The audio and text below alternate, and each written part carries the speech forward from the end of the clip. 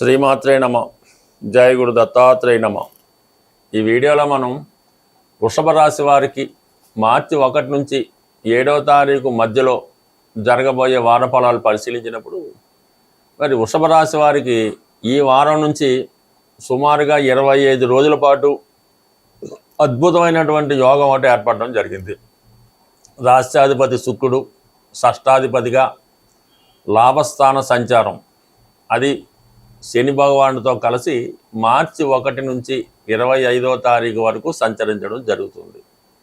ఈ సమయంలో వృషభ రాశి వారు ఎటువంటి కార్యక్రమం చేపట్టినా అది సంపూర్ణంగా సక్సెస్ అవ్వడం జరుగుతూ ఉంటుంది. అంటే రాష్ట్రాధిపతిగా లాభస్థానం వల్ల వ్యక్తిగత ప్రయోజనాలు, వ్యక్తిగత లాభం కొరకు ఆశించే ప్రయత్నాలు చాలా వరకు నెరవేరుతాయి. అలాగే మీరు ఏదైనా ఒక వ్యాపారాన్ని ప్రారంభించాలన్నా, ఉద్యోగంలో డెవలప్మెంట్ కొరకు, మార్పు కొరకు ప్రయత్నం చేయాలన్నా ఈ సమయంలో మీకు అది చాలా అనుకూలంగా రావడం జరుగుతుంటుంది. అలాగే ఈ రాశిలో ఉన్నటువంటి స్త్రీలకి చాలా వరకు వారి యొక్క అత్తవారితో కానీ భర్త గారితో ఉన్నటువంటి విభేదాలు చాలా వరకు సమసిపోతాయి. ఉద్యోగపరంగా మీరు ఊహించిన విధంగా కొత్త ఉద్యోగ ప్రయత్నాలు ఫలించడం కానీ, ఉన్న ఉద్యోగంలో అభివృద్ధి కానీ రావడం జరుగుతూ ఉంటుంది.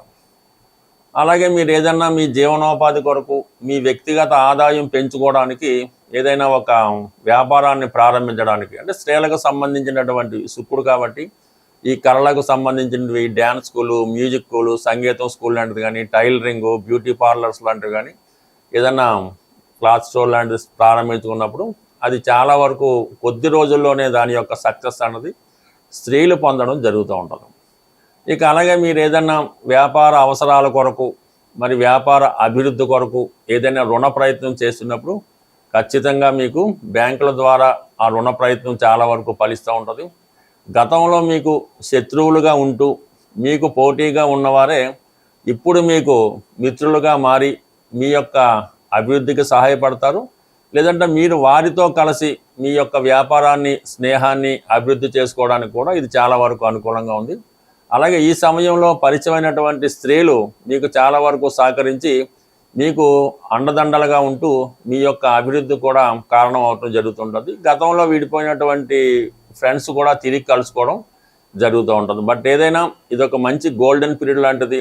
ఈ సమయంలో మీరు ఏ ప్రయత్నం చేసినా, అటు వివాహ ప్రయత్నమైనా, స్నేహమైనా, వ్యాపారమైనా ఏది చేసినా అనుకూలంగా ఉండడం జరుగుతూ ఉంటుంది.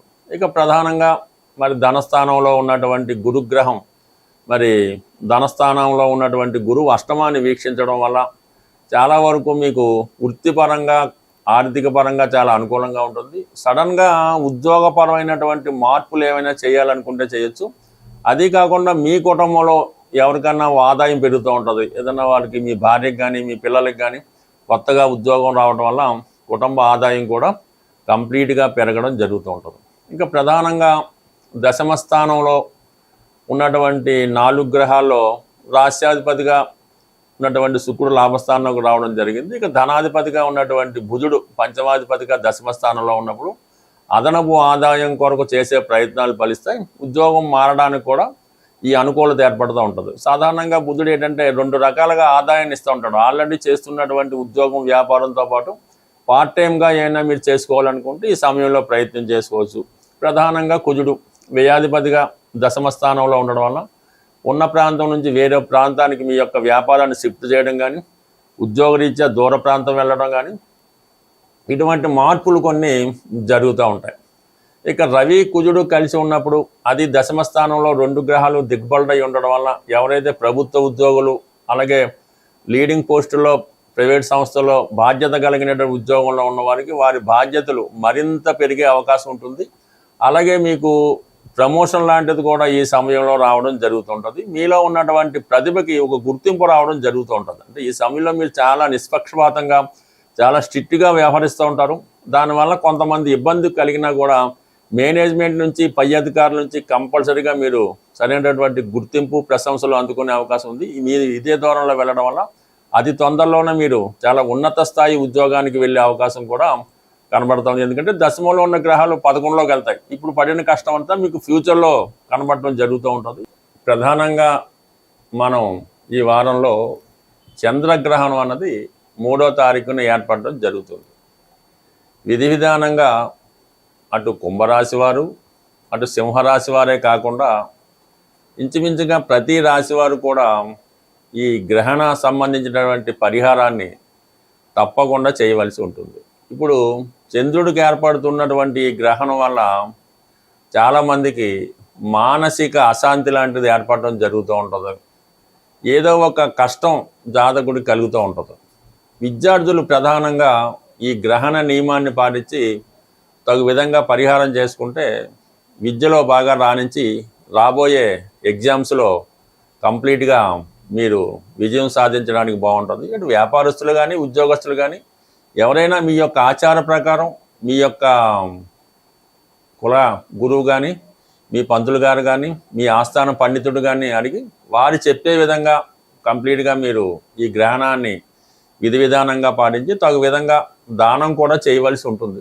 మరి చంద్రగ్రహణం కాబట్టి ఈ బియ్యం డొనేట్ చేయడం వల్ల కలిగిపోతుంది. దాని తర్వాత కంప్లీట్గా మీరు శివుడికి ఆవుపాలతో అభిషేకం చేయించుకోవడం, వీలైతే కొంతమంది కన్నా భోజనం పెట్టించడం, అంటే అన్నదానం అది అనలేం కానీ ఒక 10 మంది అతిథులు పిలిపించి చక్కగా భోజనం పెట్టడం వల్ల ఈ గ్రహణం మీకు అనుకూలంగా మంచి ఫలితాన్ని ఇవ్వడం జరుగుతూ ఉంటుంది. ఇంకా ప్రధానంగా తల్లిగారి యొక్క ఆశీర్వాదం తీసుకున్నా కూడా ఈ గ్రహణ దోషం పోయి మీకు మంచి మనసు, మంచి ఆయుష్, మంచి జ్ఞానం వచ్చే అవకాశం ఉన్నది. సో దానివల్ల అది కంప్లీట్గా పాటించండి. తల్లిగారి యొక్క ఆశీస్సులు తీసుకోండి. తల్లిగారికి ఏదో ఒక బహుమతి ఇచ్చి వారి ఆశీస్సులు తీసుకుంటే ఇంకా బెటర్గా ఉంటుంది. సో దాంతోపాటుగా మన ప్రేక్షకులకి ఒక ముఖ్యమైనటువంటి విన్నపం ఏంటంటే, ప్రతి సంవత్సరం కూడా మా జ్యోతిష విజ్ఞాన కేంద్రం అనే ఒక ఫర్మ్ ద్వారా ఈ జ్యోతిష మహాసభలో నిర్వహించడం జరుగుతూ ఉంటుంది. సుమారుగా ఇది 10వ సంవత్సరం. ఈ నెల అంటే ఇంచుమించుగా ఈ మార్చి నెల 22వ తారీఖున ఆదివారం రోజు మన హైదరాబాద్లో ఈ సుందరయ్య విజ్ఞాన కేంద్రంలో ఈ జ్యోతిష సభ ఒకటి ఏర్పాటు చేయడం జరిగింది. దాంట్లో ప్రముఖుల్ని ఆహ్వానించి ఈ జ్యోతిషానికి ఉపయోగపడే, అంటే మీకు ఎవరైతే జ్యోతిష విద్యార్థులు ఉంటారో, జ్యోతిష్కులు ఉంటారో వారికి ఉపయోగపడే కొన్ని విషయాలు చర్చించడం జరుగుతుంటుంది. మీలో ఎవరికైనా ఈ జ్యోతిష సభలో పాల్గొని మీకు వచ్చిన విధంగా సభలో ప్రసంగించాలనుకున్నా, సభలో పాల్గొవాలన్నా మమ్మల్ని సంప్రదించవచ్చు. దీనికి ఏ విధమైనటువంటి ఫీజు ఉండదు. మరి సభలో పాల్గొన్న వారికి అన్ని సౌకర్యాలు, అంటే భోజన సౌకర్యాలన్నీ కూడా ఉచితంగానే ఏర్పాటు చేయడం జరుగుద్ది. ఎటువంటి ప్రవేశ రుసుము ఉండదు. కాబట్టి ఎవరైనా మా మీద అభిమానం ఉన్నవాళ్ళు, కొత్త విషయాలను తెలుసుకుందాం అనుకున్న వాళ్ళు ఈ నెల 22వ తారీఖు ఆదివారం రోజు జరగబోయే సభకు ముందుగా మీ యొక్క పేర్లు ఇచ్చి మమ్మల్ని ప్రోత్సహిస్తారని ఆశిస్తూ, అలాగే ప్రధానంగా ఈ వారం నుంచి శుక్రుడు ఉచ్చస్థితిలోకి వచ్చి మరి కొన్ని రాసుల వారికి మాలవ్య మహాపురుష యోగం అనే యోగం ఏర్పడింది. శుక్రుడు బలంగా ఉన్నప్పుడు మరి లక్ష్మీదేవిని ఆరాధించడం వల్ల, పూజించడం వల్ల మనకి తొందరగా అమ్మవారి ఫలితం ఇవ్వడం జరుగుతూ ఉంటుంది.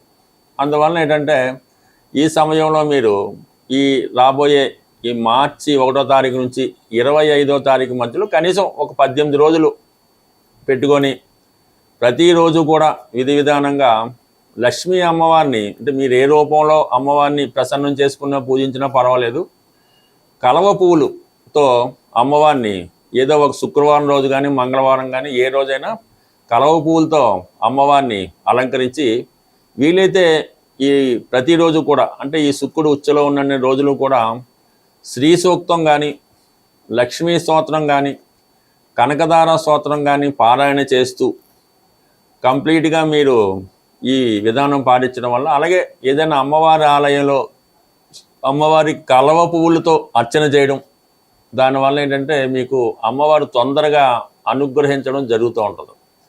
సాధారణంగా మీకు ఈ దేవతలు ఫోటోలు అవి చూసినప్పుడు కొంతమంది చేతిలో ఈ కలవ పువ్వు ఉండడం జరుగుతూ ఉంటుంది. సూర్య భగవానికి ఉంటుంది, లక్ష్మీ అమ్మవారికి ఎలా ఉంటుంది, కొంతమందికి అది సింబాలిక్గా పెడుతుంటారు. ఎవరి చేతిలో ఈ కలవ పువ్వు ఉన్నట్టు ఆ చిత్రపటం లేదంటే ఆ దేవతామూర్తి ఉంటుందో వారు మీకు ధనాన్ని ఇవ్వడానికి రెడీగా ఉంటారన్నమాట. అందుకే ఆ సింబల్ అక్కడ పెట్టడం జరుగుతూ ఉంటుంది. అందువల్ల ఏంటంటే మీరు కలవ పువ్వులతో అమ్మవారిని పూజించడం వల్ల, తేనె నైవేద్యంగా పెట్టడం వల్ల, ఈ ప్రసాదం అది అమ్మవారిని పెట్టినప్పుడు వెండి పాత్రల్లో పెట్టవలసి ఉంటుంది. ఎక్కువ మంది ఏంటంటే స్టీలు పాత్రల్లో పెట్టడం అన్నటువంటిది అది చాలా పొరపాటు. తెలియచేయడం వల్ల తప్పు లేదు, కానీ ఎట్టి పరిస్థితుల్లో కూడా దైవ ఆరాధనకి ఇనప సంబంధించింది, స్టీలు సంబంధించింది ఎట్టి పరిస్థితుల్లో కూడా వాడకుండా ఉంటేనే మంచిది. సాధ్యమైనంత వరకు అమ్మవారి యొక్క నైవేద్యాలు కానీ ప్రసాదాలు కానీ అరిటాకులో పెడితే ఉత్తమం, లేదు వెండి ప్లేట్లో పెడితే మరింత ఉత్తమం. ఈ విధంగా కొద్దిగా నియమం పాటించి అమ్మవారిని ప్రసన్నం చేసుకోవడం. అలాగే అమ్మవారి పూజా కార్యక్రమం ప్రారంభించుకున్నాం, కనకదార స్తోత్రం చదువుతున్నాం. అప్పుడు ఏం చేయాలి? ఏదో ఒక పర్టికులర్ టైం ఎన్నుకోవాలి. ఉదయం 6:30 అంటే 6:30, 5 అంటే 5, ఆ టైంకి కరెక్ట్గా ఆధారం అయిపోవాలి. ఆ టైంకి చేస్తేనే మీకు ఆ ఫలితం శీఘ్రంగా తొందరగా రావడం జరుగుతూ ఉంటుంది. ఒకరోజు 6 గంటలకి, ఓ రోజు 9 గంటలకి, ఓ రోజు సాయంకాలం, ఈ విధంగా చేయడం వల్ల మీరు 1,00,000 రోజులు చేసినా సరే ఆ ఫలితం అన్నది మీకు రాదు. ప్రధానంగా మీరు అమ్మవారికి సంబంధించినటువంటి ఏ స్తోత్రం పారాయణ చేసినా ముందుగా అది చక్కగా విని దాని తాలూకా అర్థం పూర్తిగా తెలుసుకొని అది చదవడం వల్ల, పారాయణ చేయడం వల్ల ఆ ఫలితం మీకు తొందరగా వస్తుంది. అది మీకు తెలిసిపోతూ ఉంటుంది. మీరు ఒక్కొక్క వాడు చదువుతుంటే ఆ స్తోత్రం పూర్తయ్యే లోపల అది మీకు ఎటువంటి అనుభవం ఇస్తారన్నది మీరు ప్రత్యక్షంగా దాన్ని అనుభవించడం జరుగుతూ ఉంటుంది. ఎప్పుడు అది దాని యొక్క పూర్తి అర్థం తెలిసినప్పుడు అది మనకుగా భావించి మీకు తెలుస్తూ ఉంటుంది. అది పూర్తిగా భక్తిలో సంపూర్ణంగా చేసిన వాళ్ళకి అర్థమవుతూ ఉంటుంది అన్నమాట. అందుకని ఈ విధంగా దాదాప్యం చెందుతూ శరణాగతి చెంది అమ్మవారి పాదాలు పట్టుకొని ఒక్కసారి చేసినా కూడా మీకు 1,000 సార్లు చదివిన ఫలితం అన్నది తప్పకుండా కలుగుతుంది. ఇందులో శ్రద్ధ అన్నది వెరీ వెరీ వెరీ ఇంపార్టెంట్. స్వస్తి.